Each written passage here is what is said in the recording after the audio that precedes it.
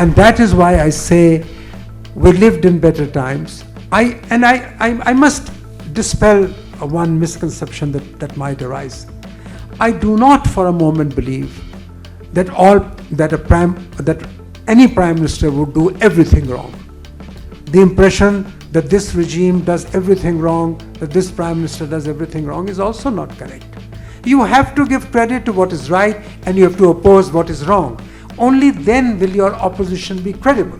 Only then will intellectual integrity give force to the argument that Indian democracy needs to reclaim that moral political center that we have lost somewhere.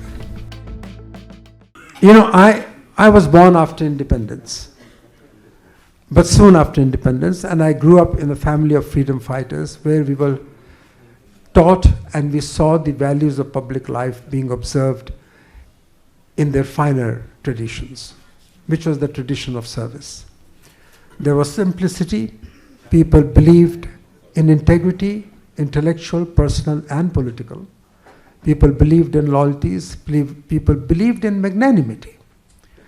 In my view, of all the qualities of democratic leadership, the one in my list of priorities at the pinnacle would be the value and the quality of magnanimity.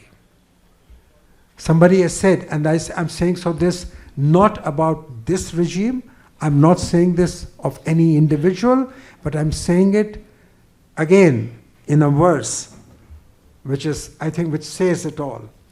People who are not magnanimous with power, people who tend to be oppressive in the exercise of power, whether it is in the administrative side or judicial side or any other side, do not do justice to the reason why they have been invested with power. Power is invested in people on the trust of its benevolent and just exercise. And that is why it says, Jo zara si pee ke bahek gaya, use main kade se nikal do. Any ruler, anyone, any individual, in any sphere, if he or she gets drunk on power, they should be shown the door. Jo zara si pee ke bahek gaya, use main kade se nikal do. Yahan means in politics, in public life. यहाँ कम नज़र का गुज़र नहीं, यहाँ अहले ज़र्फ़ का काम है. You need not the narrowness of mind, but the largeness of spirit, the magnanimity of the heart. That is the quality of leadership which Dr. Manmohan Singh represented. And that is the leadership that Jawaharlal Nehru represented. And that is why I say we lived in better times. I must dispel one misconception that might arise.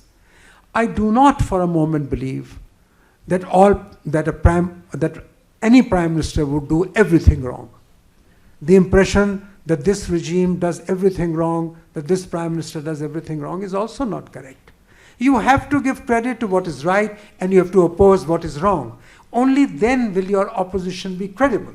Only then will intellectual integrity give force to the argument that Indian democracy needs to reclaim that moral political center that we have lost somewhere. Dr. Ashwani Kumar, you have left the Congress party, of which you were a member for a very long time, and you've been a political practitioner for decades, and yet your writings and your words reflect your closeness to the Congress ideology. That is true. That is true. I have not lost my bearings. I still have the greatest regard for the Congress party, for its ideological orientation. I have great respect even for its present leaders. I may have left the party. I would particularly say for Srimati Sonia Gandhi. I have the highest personal respect for her. And I have the highest personal respect for her for maintaining unfailingly civility and decency in public life. I have never in my very long and personal association with her found her to be arrogant. She has strong views, she has strong likes, she has strong dislikes. That I can concede. But she represents dignity and civility in life, and I must give her one final credit and the ultimate credit. When there were so many people amongst whom she could choose to be the Prime Minister, she chose Dr. Manmohan Singh for his civility and for his dignity.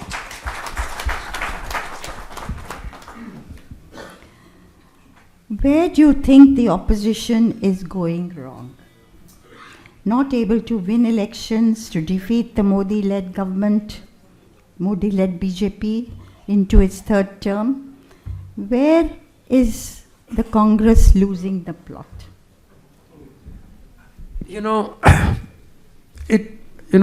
I've been used, I find it very difficult to say things which I have not said all my life. But you asked me this question, and true to intellectual integrity, I must answer the question. The Congress party is a great party, and there cannot be an effective opposition in the country without the Congress. That is a certainty. It still has its imprint across the country. But yes, somewhere it has lost the plot. It must look inward for the weaknesses rather than finding fault with the opposition. BJP is under no obligation to strengthen the Congress party. Congress will have to strengthen itself from within itself by looking inwards, by introspecting. For example, Mr. Rahul Gandhi, his heart is in the right place. He's an idealist. He speaks for the poor, and I like that. But somewhere the messaging of the Congress party is gone wrong. I don't know. I cannot comment, and I have no one to pass judgment. They have to discover. They have very wise people, very wise leaders. Some of them are sitting here. They're all senior people who have spent a very long life in public life. And they are all there to advise the Congress party. It is the duty of the Congress. It is a national obligation of the Congress to revive itself, to strengthen itself. And I wish it the very best. Just an extension of this question, if I may ask. I have my eye on the time, I think. One of the issues that's exercising the opposition today is their suspicion that elections are being stolen, vote chori, questioning the very integrity of the electoral process. Now, what do you think? This could lead to despair about voting. If I am a voter and say chori ho rahi hai, to jaane ki kya zarurat hai? It can create that kind of reaction, and yet it's an important enough issue to be addressed. Elections being the heartbeat of India's democracy. But what do you think is the way out? The entire opposition is emphasizing, reiterating, and claiming day in and day out about elections being stolen. I don't know, because I've not really gone into it. I don't know whether EVMs have been manipulated or can be manipulated. I don't want to comment on it because I just don't know enough. But if all the opposition is saying something, it is certainly entitled to be considered. The possibility should be considered by the people who are charged with the function of ensuring free and fair elections. Having said that, a party that chooses to accept a favorable verdict and form the government, like the Congress has in Himachal Pradesh and Karnataka and in Telangana, it loses its moral credibility when it questions the elections where it loses. You can't have it both ways. If you are truly convinced that elections are rigged, you are entitled to say so and say, we will not fight elections. We will not fight elections. But if you fight elections on the basis of the EVMs, and if your party gets selected and you form government, and then the next day when you lose, you say EVMs are wrong, your entire basis of challenge gets diluted. And the people of this country are very, very, very wise now. The people of this country tend to see what is right and what is wrong. I am not for a moment saying that those who are saying that elections are stolen are wrong. I am not saying that. I am only choosing to advise them that if you want to take a moral high ground, take the moral high ground by walking the path. You have to walk the talk. If you walk the talk, you will have your credentials. Otherwise, you have no credentials.